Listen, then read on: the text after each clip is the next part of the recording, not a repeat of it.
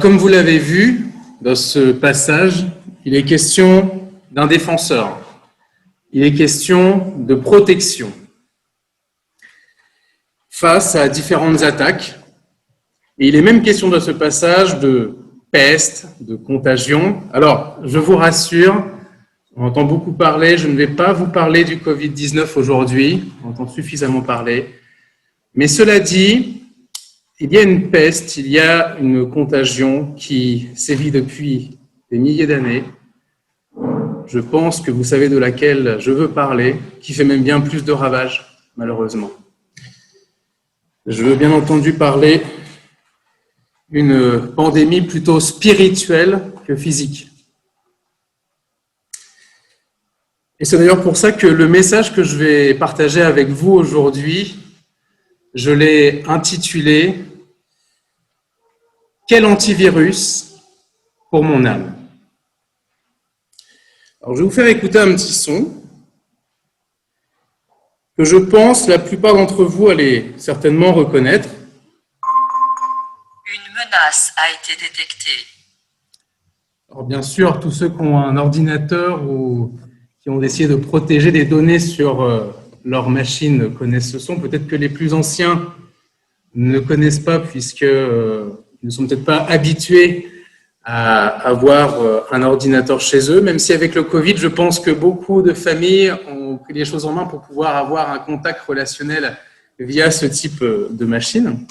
Aujourd'hui, je vais faire un petit parallèle entre un antivirus, et vous inquiétez pas, je ne partirai pas dans les détails techniques, informatiques, loin de là, et une personne qui, comme un antivirus, veut pour vous une protection spéciale.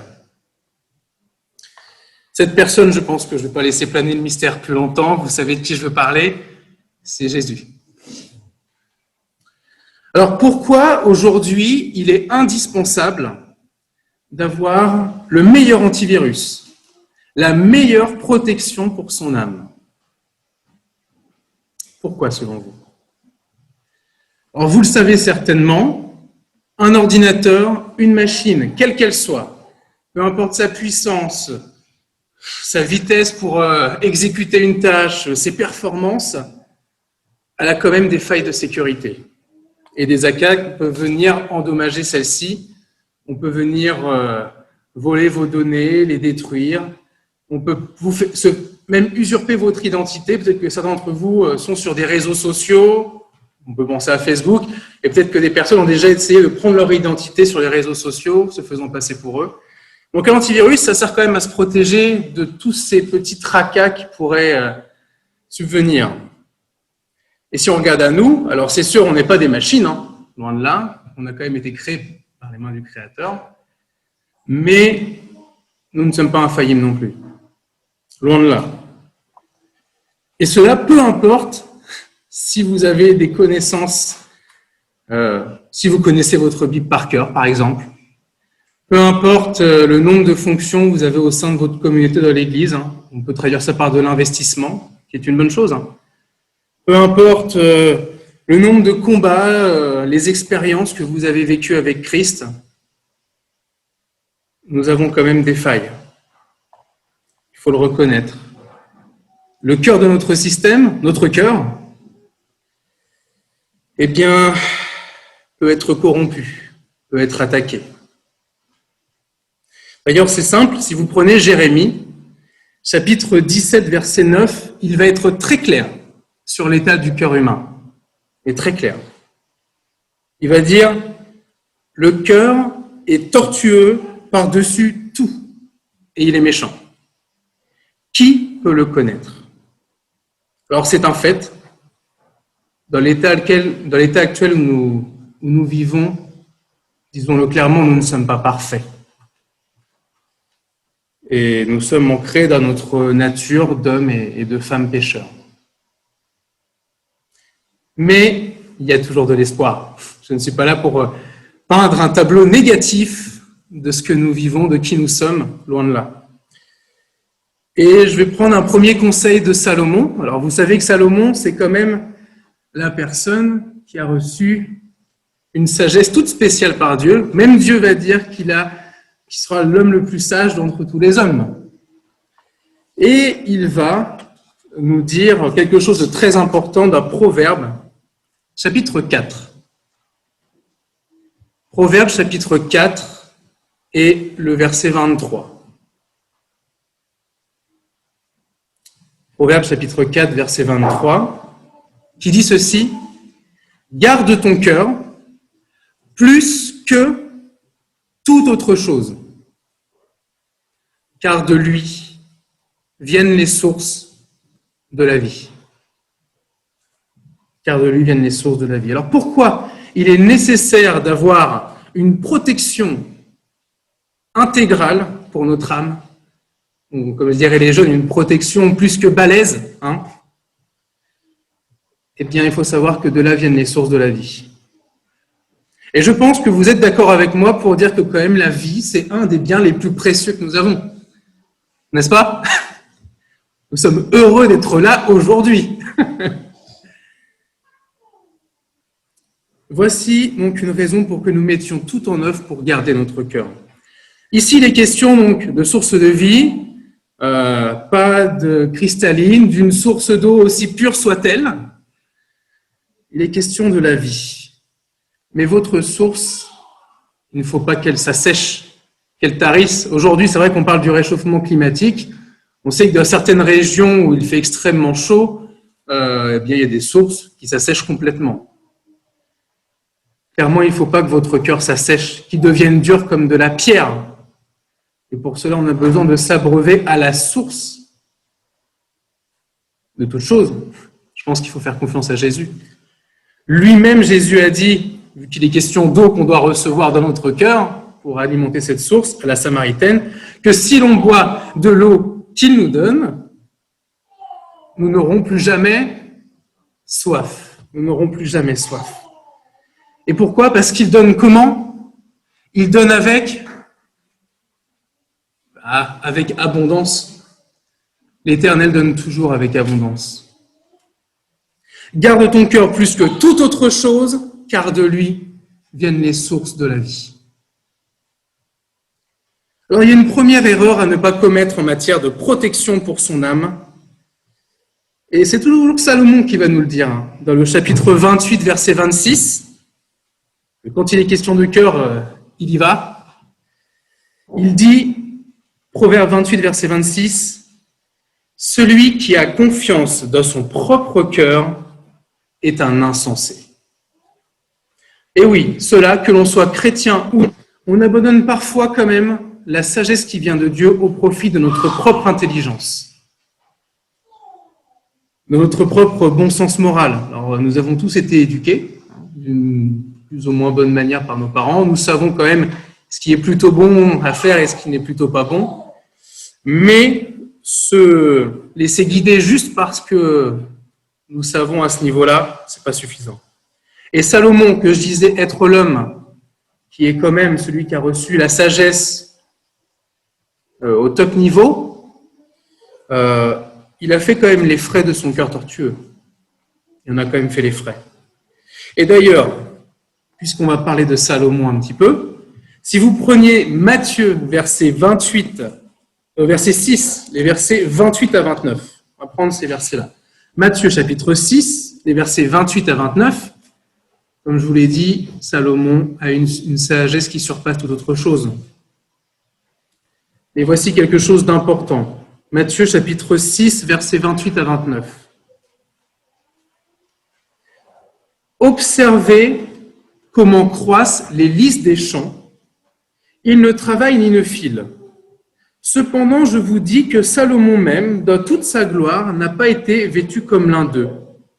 D'ailleurs, si Dieu revêt ainsi l'herbe des champs qui existe aujourd'hui et qui demain sera jetée au four, ne vous vêtira-t-il pas à plus forte raison, gens de peu de foi?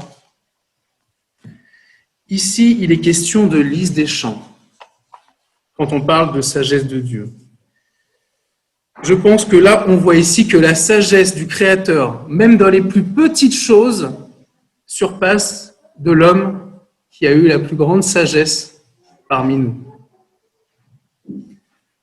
Donc oui, si on entend un signal d'alerte, comme celui que vous voyez sur vos PC, venant de Une Dieu, menace a été détectée. où il vous dit qu'il y a un problème, je pense qu'il faut être attentif. Parce que si ce n'est pas le cas, on commet une bien belle erreur.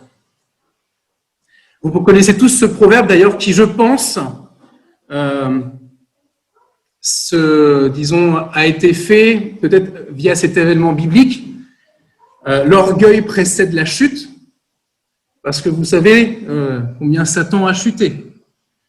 Et on peut même dire qu'il est tombé de haut. On peut dire qu'il est tombé de haut. Donc prenons garde, nous aussi, à ne pas faire confiance qu'à notre propre cœur et à ne pas tomber de haut. Car l'Éternel sait ce qu'il y a de meilleur pour vous. Et pour moi aussi. Donc oui, on aura toujours à apprendre de Dieu. Et quand on sait que ni les puissances, ni la hauteur, ni la profondeur, ni aucune autre créature ne pourra nous séparer de l'amour de Dieu manifesté en Jésus-Christ notre Seigneur, eh bien je peux vous dire que pour arriver à comprendre l'amour que Dieu a pour nous, à pouvoir se l'approprier pour soi, j'ai envie de dire, il va falloir des cours du soir. D'ailleurs, je pense à tous nos jeunes qui se donnent à fond dans leurs études, qui, pendant cette année de Covid, rencontrent des difficultés pour trouver un stage, qui se démènent pour trouver d'autres moyens, parce qu'ils savent que la finalité, c'est vraiment important pour eux et pour leur vie, à combien plus forte raison nous ne pouvons pas lâcher Jésus dans cette course pour la vie éternelle. C'est quand même ce qu'il y a de plus important. Paul nous dit dans Éphésiens chapitre 3, versets 14 à 19, Éphésiens chapitre 3, versets 14 à 19, c'est Paul qui dit ça, il se met à genoux et on va dire qu'il intercède pour nous.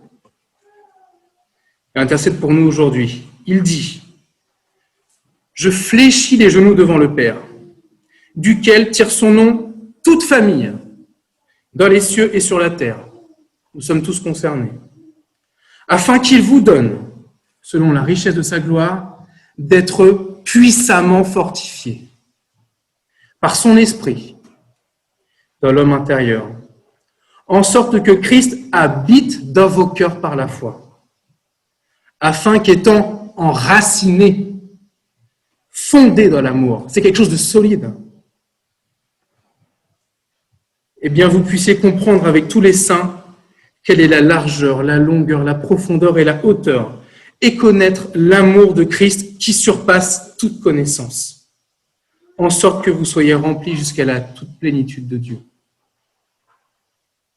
Donc oui, nous avons besoin vraiment de développer cette relation, cet amour avec Jésus, car c'est notre défense ultime face aux attaques de Satan. Faisons bien aussi attention à quelque chose d'autre dans notre protection.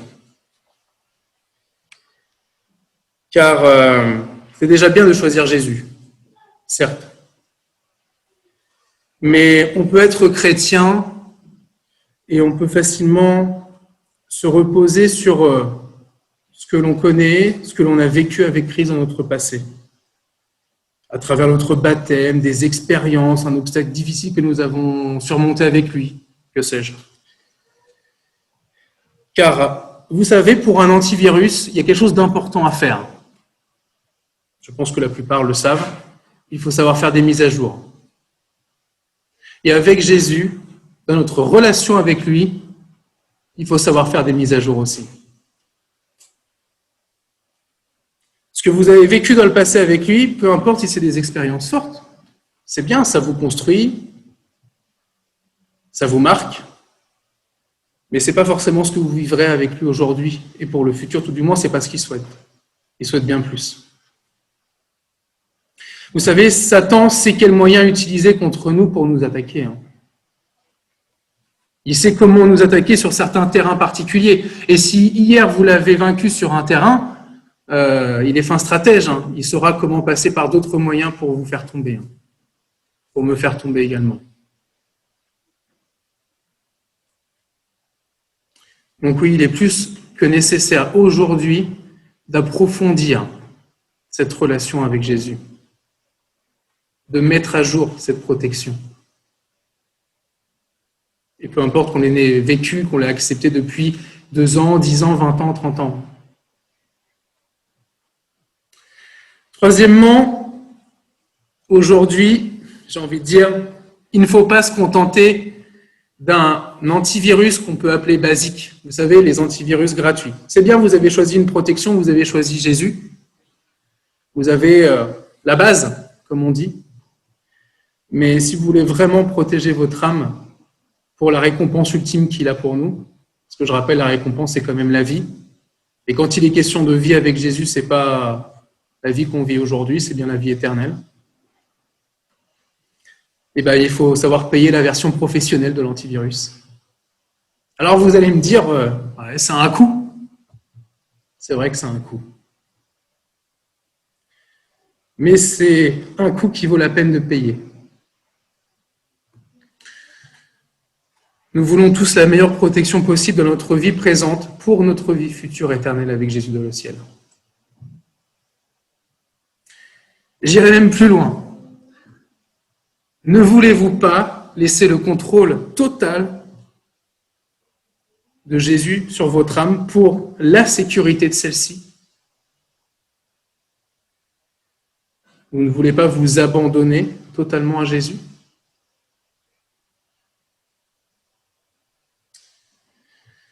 Alors oui, il y aura des efforts à fournir. Comme je vous le disais, ça va coûter quelque chose, pas forcément quelque chose de pécunier, mais c'est aussi notre investissement personnel. Approfondir cette relation, ça demande de l'investissement. La récompense n'est pas anodine. Comme vous le savez, la vie éternelle, loin de tous les dangers, les attaques de ce monde, c'est ce qu'il nous promet. Ce sera la sécurité à l'état la plus pure possible. Il n'y aura pas de verrou sur nos portes pour nous protéger de quelconque voleur, de violence qui pourrait arriver sur nous, sur nos proches, sur nos familles. Dieu nous promet une sécurité totale dans le ciel. Mais il nous promet aussi de nous protéger aujourd'hui, maintenant. Donc ne fermons pas, ne verrouillons pas la porte de notre cœur. Il y a une promesse en lien avec notre âme, notre cœur et cette vie éternelle que l'on retrouve dans Éphésiens également. C'est Éphésiens chapitre 1, les versets 18 et 19. Éphésiens chapitre 1, versets 18 et 19, qui dit ceci. Qu'il illumine les yeux de votre cœur, pour que vous sachiez quelle est l'espérance qui s'attache à son appel, car il y a de l'espoir. Quelle est la richesse et la gloire de son héritage. Ce n'est pas quelque chose d'anodin. Qu'il réserve aux saints. Et quelle est envers nous qui croyons l'infinie grandeur de sa puissance, se manifestant avec efficacité par la vertu de sa force. Aujourd'hui, peut-être que vous doutez. Peut-être que vous pensez que Dieu ne pourra pas forcément résoudre un problème que vous avez dans votre vie aujourd'hui. Dieu nous dit qu'il a une grandeur et une puissance infinie. Et une puissance efficace. Efficace, ça veut dire que dans la situation où vous êtes, il sait ce qu'il y a de mieux pour vous à l'instant T. Et il agira de la meilleure manière qui soit à l'instant T, si vous vous confiez en lui. Donc oui, faisons-lui totalement confiance. Il est la meilleure sécurité possible pour notre âme. Il est le meilleur antivirus possible pour notre âme. Ce qu'il y a de fort avec Jésus, c'est que quoi qu'il se soit passé, malgré les souffrances que nous avons pu lui causer, parce qu'à chaque fois que nous péchons, nous lui causons des souffrances, eh bien, son amour à notre égard ne change pas. Ça, c'est formidable. Et ça, il faut le souligner. La seule chose qu'il souhaite, c'est que nous soyons prêts pour son retour. Car pour lui, aujourd'hui, il y a urgence. Il y a urgence aujourd'hui car il nous aime. Et ici, pour lui, il n'est pas question de vie ou de mort, mais de vie et de mort éternelle. C'est ça pour lui qui est important. C'est pas qu'aujourd'hui tu sois là, mais c'est que demain tu sois auprès de lui avec lui. C'est ça qui compte le plus pour lui. Parce qu'après, il n'y a pas de limite. Aujourd'hui, nous sommes limités. Mais demain, avec lui, nous ne le serons pas. J'avais envie de terminer avec un témoignage personnel concernant un événement qui s'est passé il n'y a pas si longtemps. Alors, je ne sais pas si certains le savent, peut-être que certains le savent. Moi et ma femme, on a adopté, on va dire ça, adopté, un chat il y a à peu près 6 mois. Un petit chat, tout mignon, tout gentil. Et ça a beau être un chat, même pendant 6 mois, vous le chouchoutez, vous le choyez, vous l'aimez. Et il y a 1 semaine et demie, j'étais à la radio, j'étais avec en plus des personnes qui devaient rester dans la radio parce qu'elle faisait une émission plus tard, et donc je devais être là pour après tout fermer. Et je reçois un appel de Stéphanie. Elle est paniquée. Elle est paniquée, elle ne trouve pas le chat dans la maison. Nous sommes dans un appartement sur Darnétal. Et là, elle se dit, c'est pas possible. Je pense qu'il a sauté. On est au 4e étage. Quand vous entendez ça, votre cœur est remonté. Votre cœur est remonté. Vous vous dites, mais qu'est-ce qui s'est passé? Alors forcément, on va ouvrir les fenêtres pour aérer, c'est normal. Surtout en cette période de Covid, c'est la moindre des choses que d'essayer de aérer la maison quand même. Et donc le chat, alors qu'on lui avait dit plein de fois, quand on ouvrait la fenêtre, il essayait d'aller sur le bord de la fenêtre. Chaque fois, on le faisait tout pour qu'il rentre à l'intérieur. Là, il était monté sur la fenêtre et il était tombé du 4e étage. Alors, ma femme, toute paniquée, elle regarde en bas par la fenêtre, elle est toujours au téléphone avec moi, elle dit « je vois rien, je le vois pas, où est-ce qu'il est ?» Elle voit des personnes au loin qui regardent vers l'immeuble et qui essayent d'arriver vers l'immeuble parce qu'elle se dit si ces personnes-là sont aussi surprises, c'est qu'il a dû se passer quelque chose. Puis vous savez, les chats, elle a un petit laser rouge à la maison, vous lui mettez, il entend seulement le cliquetis du truc, il accourt sans hésiter, donc pour elle, c'était pas possible, il avait dû sauter. Alors, ni une ni deux, elle descend en bas, et moi, ni une ni deux, je laisse les clés aux personnes à la radio et je prends la voiture et je pars. Je pars jusqu'à chez moi. À ces moments-là, c'est l'urgence. Vous savez que vous aimez ce chat et vous ferez tout ce qui est en votre pouvoir pour l'aider, pour le sauver. Vous ne savez pas dans quel état il va être. Vous arrivez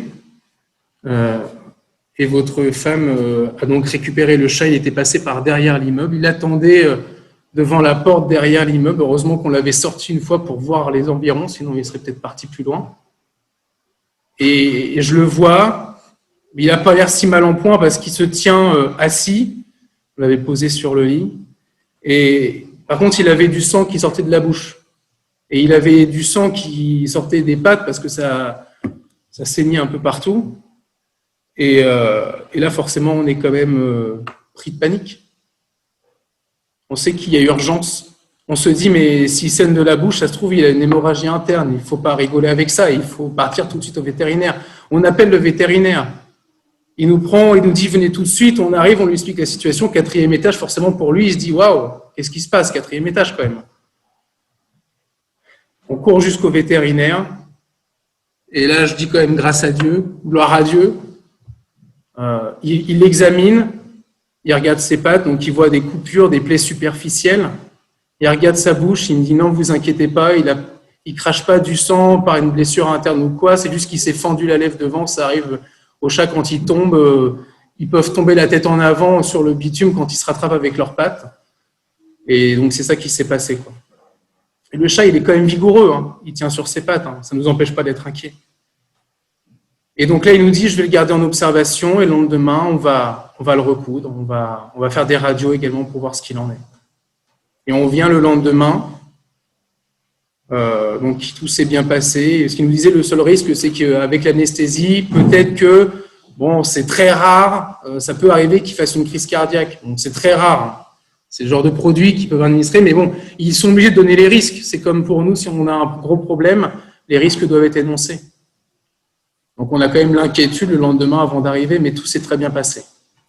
Il a vu les radios, il nous dit, vous voyez votre chat, il a 2 petites fractures au niveau de 2 os de la patte avant, mais je le vois, il marche bien, il saute pour atteindre les tables d'opération, pour en descendre. Je pense que votre chat va s'en sortir vraiment très bien. Il pourrait même marcher avec ses petites fractures, ça va se résorber, ça va faire une calcification entre les 2 os et ça va ressouder les 2 os entre eux. Et gloire à Dieu. Mais je peux vous dire une chose, c'est que quand vous avez ça qui vous arrive, vous ne pouvez pas vous empêcher de penser à Jésus. Et moi, je n'ai pas pu m'empêcher de me dire, mais... Parce que moi, au fond de moi, j'ai ressenti l'urgence de la situation. C'est peut-être un chat, mais je l'aime. Et je ferai tout ce qui est en mon pouvoir pour le sauver. Même si je savais que le vétérinaire, ça allait nous coûter. Ça nous allait me coûter un peu plus que ce que j'aurais imaginé. Mais vous mettez le prix. Parce que vous tenez à cette personne. Et Jésus aussi a mis le prix pour vous. Il a mis le prix pour moi. Il a été jusqu'à donner sa vie. Ça n'a rien à voir avec quelques centaines d'euros. Aujourd'hui, Dieu est dans l'urgence par rapport à chacun d'entre vous. Parce qu'il vous aime. Aujourd'hui, il souhaite que vous restauriez la relation qu'il y a avec lui. Que vous l'approfondissiez. Même si aujourd'hui, vous avez une belle relation avec Jésus. Il veut que vous l'approfondissiez.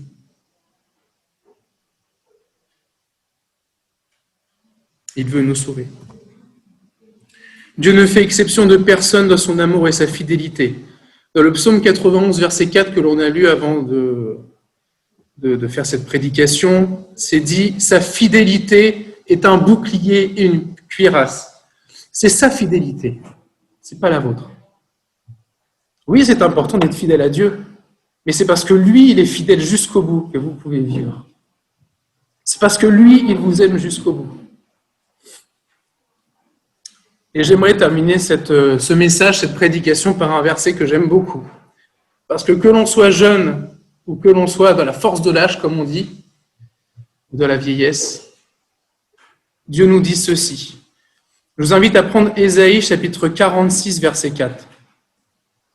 C'est un verset qui, pour moi en tout cas, est très encourageant. Et j'espère qu'il va vous encourager à approfondir cette relation avec Dieu. Ésaïe 46, verset 4. Dieu parle à Israël, mais il vous parle à vous aussi. Il me parle à moi. Jusqu'à votre vieillesse, je serai le même. Jusqu'à vos cheveux blancs, je vous soutiendrai. Comme je l'ai déjà fait, je veux encore vous porter, vous soutenir et vous préserver. Faites-lui confiance. Le meilleur antivirus, c'est Jésus.